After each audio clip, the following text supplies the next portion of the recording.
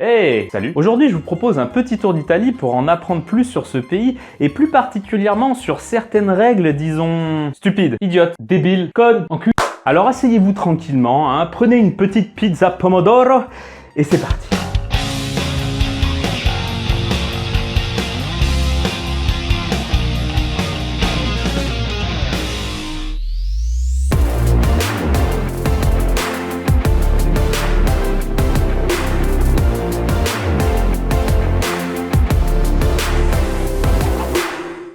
Avant d'entrer directement dans le vif du sujet, je vous propose de voir un peu comment fonctionne l'Italie. L'Italie est une république parlementaire, on a donc l'exécutif et le législatif de séparés. On a donc d'un côté l'exécutif avec le président de la République, Sergio Mattarella, et de l'autre côté le président du Conseil des ministres, Giuseppe Conte, ou Conte.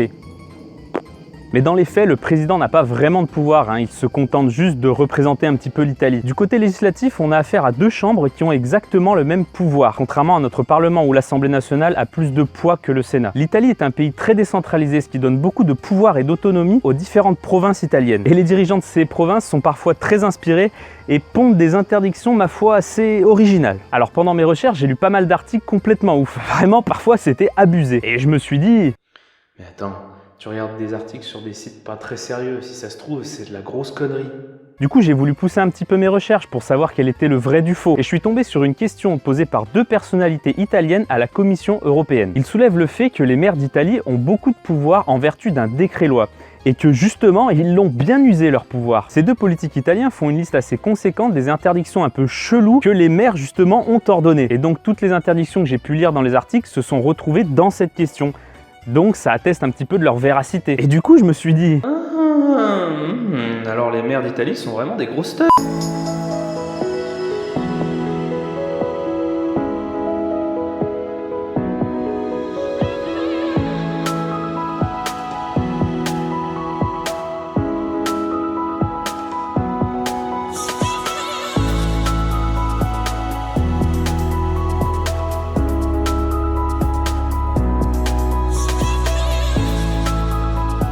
Imagine, tu es en vacances avec ta petite famille et vous décidez de partir à Eraclea, une petite ville près de Venise. Il fait chaud et donc logiquement vous vous dirigez vers la plage tous ensemble. Tout va bien, bonne ambiance. Donc tu arrives à la plage et ton fils commence à s'amuser dans le sable et plus précisément à construire un château de sable. Et là, c'est le drame. Un policier italien se pointe et va te filer une amende de 250 balles. Pourquoi? Eh bien parce que ton fils a construit un château de sable et que c'est interdit. C'est honteux!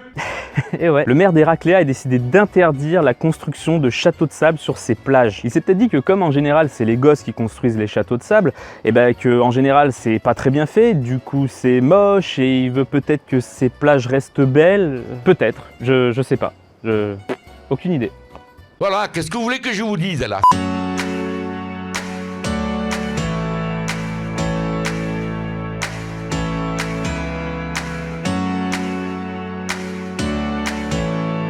À Falciano del Massico, il est interdit de mourir.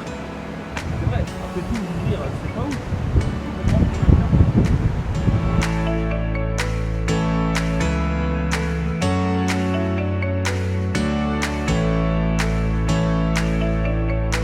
On atterrit maintenant à Voghera, une ville italienne de Lombardie d'environ 40 000 habitants. Là-bas, le maire a une brillante idée pour lutter contre le trafic de drogue et le tapage nocturne. A-t-il multiplié les contrôles de nuit? Non. A-t-il intensifié les patrouilles de police? Toujours pas. A-t-il interdit l'écoute de musique dans les lieux publics à partir d'une certaine heure par exemple? Non. A-t-il ordonné l'interdiction de s'asseoir à plus de 3 sur un banc à partir de 23 h?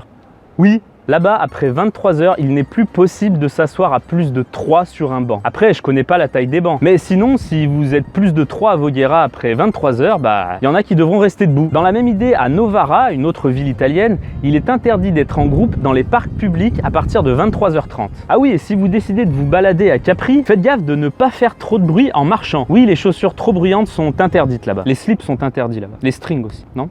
Bon. Allez, on se retrouve avec les pires plans d'Italie.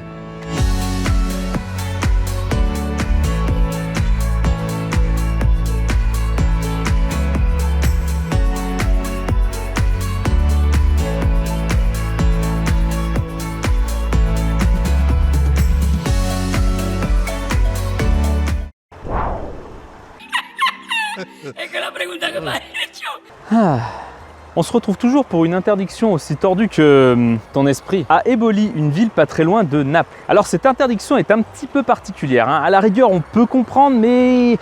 est-ce qu'il fallait vraiment poser une interdiction si formelle? Je pense pas. En effet, à Eboli, vous risquez une amende de 500 € si vous embrassez une personne dans une voiture, sous prétexte de distraire le conducteur. Tu me vois pas que c'est pas vrai? Bon, ok, pourquoi pas. Après, c'est sûr que si tu commences à faire l'amour pendant que tu conduis, hein, bon, voilà. J'espère quand même que c'est toléré quand on est à l'arrêt. Après, des interdictions comme celle-là, il y en a encore beaucoup en Italie et même ailleurs, mais ce sera pour d'autres vidéos. Après, il faut relativiser car en réalité, elles ne sont certainement pas appliquées de manière stricte. Je pense qu'il y a quand même une certaine tolérance, notamment au vu de certaines interdictions, comme par exemple celle des châteaux de sable. Ça me paraîtrait complètement abusé d'être verbalisé pour ça. Après, si quelqu'un veut tenter d'aller construire un château de sable à Héracléa, qu'il me le dise, ça m'intéresse. Voilà, j'espère que cette vidéo vous aura plu. Si c'est le cas, n'hésitez pas, le petit like, l'abonnement, on connaît. J'espère en tout cas que vous passez de bonnes vacances ou que vous avez passé de bonnes vacances.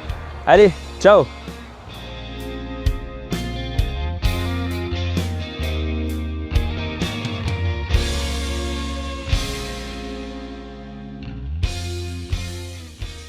Ouais, là-bas. Ouais, là-bas, à partir de 23 h.